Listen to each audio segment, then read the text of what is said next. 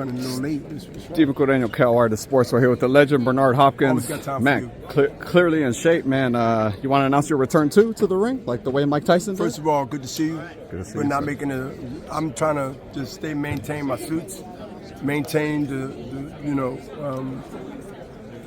less I put on weight, the more money I keep in my pocket.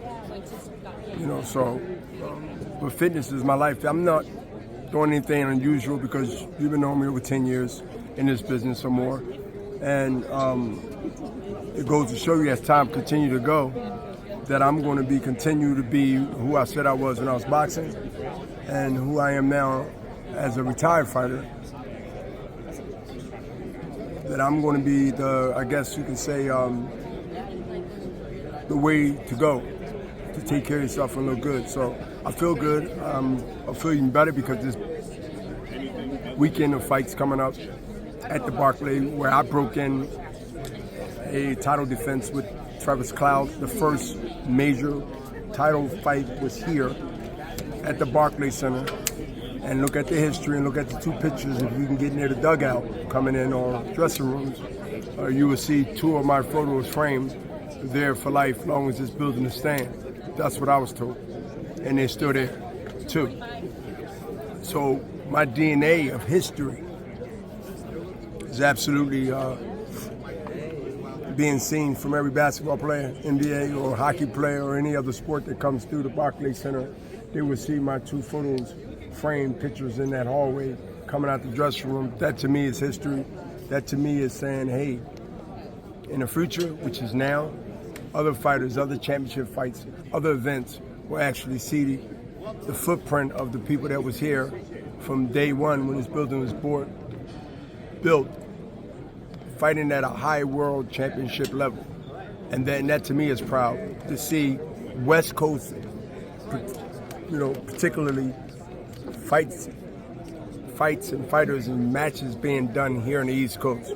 And I know this fight, normally 9 out of 10 would have been in Vegas or LA, correct?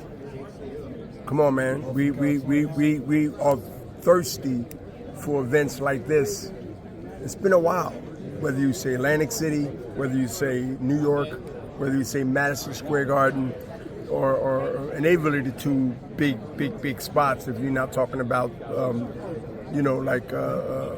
football or soccer fields, anything like that. We're talking about inside venues, inside historic buildings that, the Madison Square Garden, we here, right? This is the legacy that the Barclays Center will remember too, just like my fight. They remember this fight because this fight could have been anywhere. It could have even been out of the country, Saudi Arabia. You think they wouldn't pay millions of dollars to get this fight there? As much as they want to be in the business, I'm talking about the Saudis. They would have paid probably double. Who knows, right? They want to be in the game. So being in New York City, Brooklyn, or Crooklyn, come on, man. Come on. I feel like I'm back in when I fought Travis Cloud for the WBA light heavyweight championship at 47, excuse me. It's crazy. Bernard, at the face-off at the Empire State Building, as a master of psychological warfare, you saw it, right? So, as a master of psychological warfare, that you were, a master.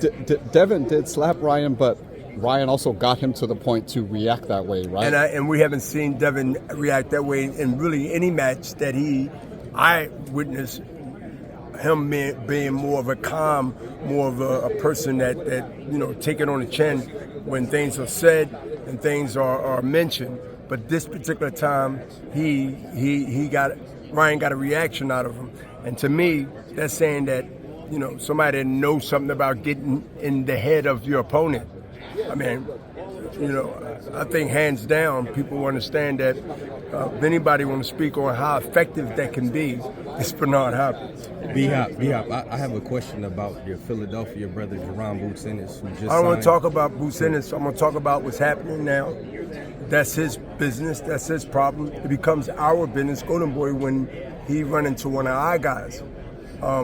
This fight is so important to be distracted by whoever would think that anything else is important, especially talking to a promoter, especially talking to somebody that understands the business, to talk about Bruce Ennis or anybody else and not talk about this historic, important, dramatized fight that's happening this Saturday between Ryan Garcia and Devin Haney. What's your thoughts on Ryan Garcia speaking of distractions in his promotion of the fight? Is it a distraction to, his Twitter rants, the things he's talking about? How do you I would say they are saying it's a distraction until the outcome of Saturday. I'm pretty sure, I'm confident that you will see it was more of a motivation, but it was meant and put out there to be a distraction because who's talking about it? You, them, not I. And so I am asking questions about something that Ryan got those who want to ask me these questions about what he said. So who's being controlled? Who's being led down a whole alley to where they don't even know where they're going, but they just repeating what they seen because they was fed by media content by Ryan Garcia.